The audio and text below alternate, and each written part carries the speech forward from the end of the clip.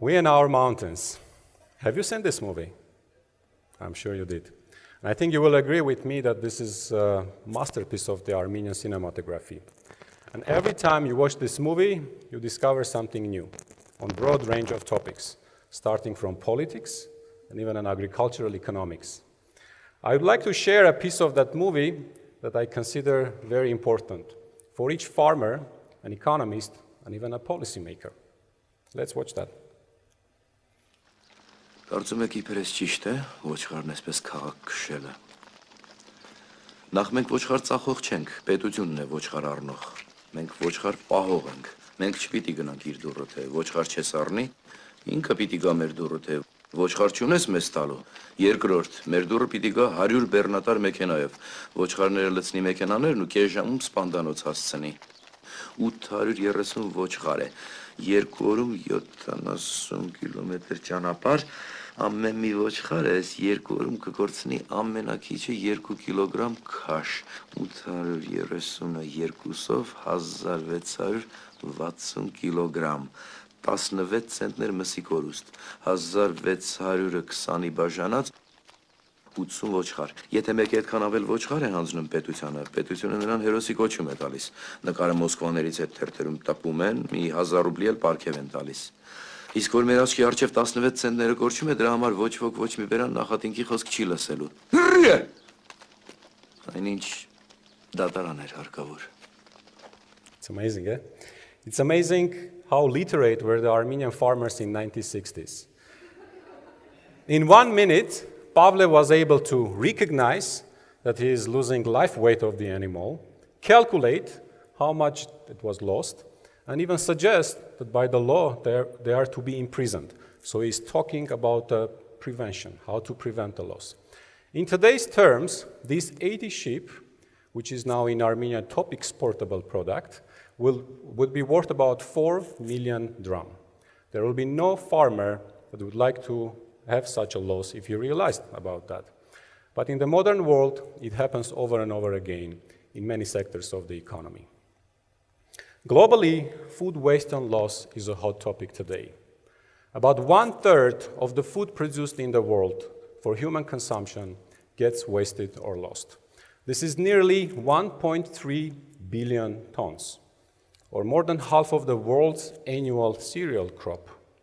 And the issue should concern not only the rich, developed countries, but also small, developing countries such as Armenia. Because in Armenia, agriculture and the food processing together make about 30% of the GDP of the country. We have a lot of people employed in agriculture, about 36% of the workforce. And most importantly, we still have a high rate of rural poverty, about 32% nationwide, but in certain regions we have even more, alarming rate of rural poverty. So preventing food waste and loss will have a positive impact on raising incomes, improving food security, food quality and safety, on economic development, and on environment. We need to recognize that the food waste and loss also represents waste of resources used in the production. Like in my case, if I lose apples and the wheat, then I also lose the resources I used in the production of these apples and the wheat, like energy, water, land, input. So irrespective of the economic development of the country, the food waste and loss should be kept to a minimum. We are losing food across the food supply chain, starting from egg production to the consumption stage. In the field, because of improper harvest timing, poor machinery, mechanical damage. In the post-handling and the storage stage, because of inappropriate storage conditions, poor temperature control. In the processing stage, because of mechanical damage during packaging, during processing. In groceries and markets, because of unsold food, outdated food, poor storage conditions. And in our homes, also because of wrong shopping behavior, plate waste, and again, some poor storage. In fact, I would like to mention here that the loss is measured for the products that is directed to human consumption. Because sometimes people, especially in rural areas, argue that we don't waste anything, we don't trash anything, we just feed to our cows and pigs. It's kind of an expensive food for the cow, right? I wonder if they ask the cow what to buy for the dinner. As to asking, we did a survey on food waste and loss in Armenia on several selected commodities, and we got shocking results. In fact, the methodology is based on Food and Agriculture Organization of the United Nations, and all allocation and the conversion factors have been considered. So here what we have. About 30% of the wheat available for human consumption in Armenia gets wasted or lost every year. This is about 129,000 tons. The monetary value of that will be $32 million. And this is in a country where wheat is a strategic crop, very important for food security. We are a net importer of wheat. We are importing about 60% of the total wheat we need in the country. If we just add these three numbers and convert to money, it will be 40 billion drams. Our statistics states that in order to eliminate poverty from our country, we need about 84 billion drams. So we are throwing away, just in the case of these three commodities, about 40 billion. So where exactly we trash the food?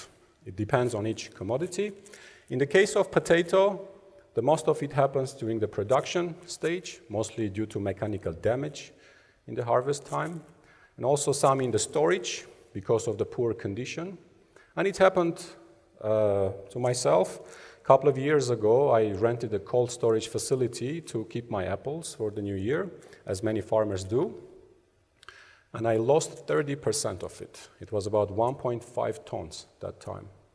And this was because of poor temperature control. There was not the proper disinfection done, poor boxing. So overall, it was poor storage facility. And many farmers still face such problem. In the case of wheat, about 26% of the loss happens during the production. And these last two numbers, like 22, 15, which is the later stage of the supply chain, 37% of wheat, or rather bread and pastry, we are losing in our homes or supermarkets. The wheat loss at the farm level only equals to $9 million. Or in other terms, we can buy 90 brand new high technology combine harvesters. It's kind of ridiculous, right? From one side, because of mechanical damage due to poor machinery, we are throwing away 90 brand new combine harvesters every year. In fact, in Armenia, we have 1,400 harvesters. And according to statistics, about 83% of them are operational. But how operational are they? It's a big question. I remember back in mid-90s when I was studying at the Economics University. I see a lot of young people. I'm sure you studied depreciation, yes? I studied physical depreciation, financial depreciation, accounting depreciation, then a kind of a funny term, moral depreciation. Have you heard of a moral depreciation? Kind of a Soviet term, right? But I didn't realize that until in Canada, a couple of years later, I saw a combine harvester working in the field without the driver, through a GPS-controlled satellite, just the high-tech stuff. Then I realized, compared to this machine, our machines will be morally depreciated. So what should Armenian farmer do, or what the farmer is doing when a physically and morally depreciated machine like this one is trying to harvest the field of the farmer? He is praying. Because you never know what will happen to that machine while the harvest is over. But one thing is certain, until the harvest is over, farmer looks as tired as the machine. So what to do? Let's act just as Pavle from the movie suggests. Recognize, calculate, and prevent. Recognize the fact that we are wasting and losing food. We need to make people aware of this very important issue. Calculate the amount lost. As Peter Drucker said, if you don't measure, you are not able to manage. And prevent. Of course, I'm not saying that we need to jail everyone, as Pavle says, but we can educate the farmer. We can invest in resource-efficient technologies. We can invest in new machinery. We can build modern, enough cold storage facilities for our farmers, or simply change our behavior. Gönel Ghazaryan, a livestock farmer in RP village of Vayozdor, already changed his livestock management behavior and farming practices. He is transporting all his animals to the mountainous pastures using trucks, like Pavle suggested. And he saved, last year, 4 tons of animal life weight. After this study, I also completely changed my food purchasing behavior. I don't think my wife is happy about that. I'm now acting as a food guard in my home. I stopped purchases of bulk quantities of food. I'm now doing more frequent purchases with less quantity, paying attention to the storage conditions, etc. And the results are visible in our family budget. If some people can change behavior, why can't others do the same?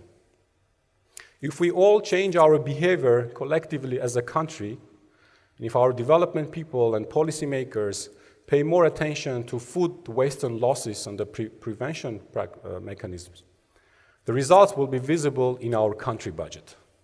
And pretty soon, we will be able to eliminate poverty from our country. So go home and please save food. Thank you.